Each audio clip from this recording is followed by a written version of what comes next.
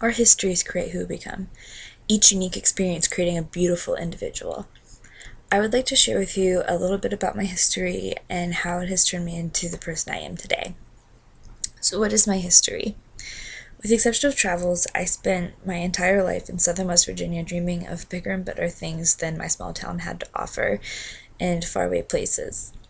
Growing up, I wanted to be a dancer and a musician, and I wanted to travel all over the world performing and making music. My addiction to the world beyond has been increasingly fed by my family's love of travel. We've always traveled for vacations, and I fell in love with the big world and all it has to offer my first few trips out of the country at a young age. My faith has always been a really, really big part of who I am and the foundation upon which I built my identity. I am a Christian. My parents didn't force their faith upon me, but I was raised to know God. I made the decision to seek God in my life on my own. The politics surrounding my faith today and today's culture are brutal, but I'm unashamed of my faith. And though sometimes others who claim to share my faith can be frustrating, anyone who wants to know the details of what I believe or why, I will not hesitate to attempt to answer your questions, though I don't pretend to have any of the answers, nor do I claim to be perfect. Anyway, the church is a huge part of my life. I've actively been involved for as long as I can remember. I grew up believing the teachings of my faith and exploring the relationship with Christ, though I didn't truly begin my faith walk until a few months ago.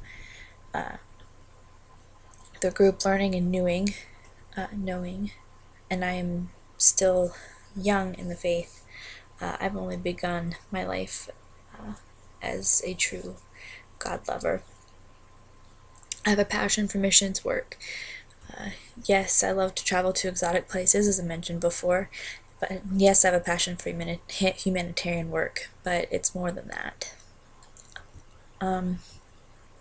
I want to use my passions to share the wondrous love I found in Christ. Since age 15, when I went on my first missions trip with my church, I've participated in a total of 9 missions trips, both domestic and international, solo and church missions groups with church youth groups, as well as a youth member, an adult member, and as a chaperone. I'm a firm believer I'm called to live and share my faith in every day where I am, and therefore a missions trip per se is not really necessary to share my faith, but I do feel called to serve on the field. My family and I are extremely close. I have one sister, and we are both extremely active people. We grew up playing sports, and we never slowed down for long periods of time.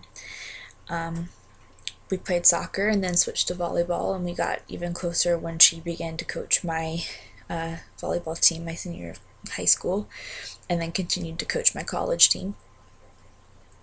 We've always loved to run.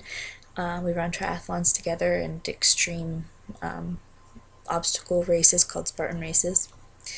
And we began to sing together when we were little, and she was a huge part of my musical development growing up.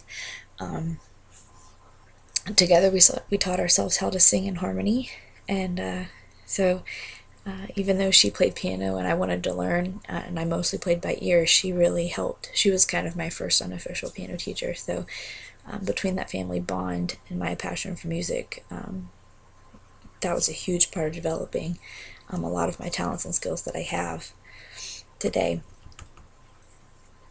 It's a little bit about my history. So who am I now? Since age 5, I've defined myself as a student. However, once I finish my current courses, I'll only be a student of life. And I've walked to the graduation stage, so what do I do now? My senior year of college threw me for a loop, and I've been in an identity crisis for a while. I've been in this period of kind of searching and trying to figure out who I am. And so, even though I used to say without a shadow of a doubt who I was and what my dreams were. I thought I knew. I can no longer say that. It's kind of a frightening thought. And even though these revelations are troubling, I'm not really worried. I may not know who I am, but I know whose I am. And in pursuing my Creator, I know that He holds me in His hand. And, I was in the process of trying to develop a mission statement for my life, and so I'm going to share that with you. It's kind of unfinished, so bear with me. But I desire to live a life of praise, embracing and enabling the innocent, broken, downtrodden, and oppressed to do something. The last part of that just goes to show that my life isn't finished yet. I don't know quite what my purpose is, but I'm moving towards some purpose. And I know a little about me, a little about my history, and a few of my passions and joys. I'm a 20-something with no clue what I'm doing in life. And just a little bit about how my history has made me into who I am.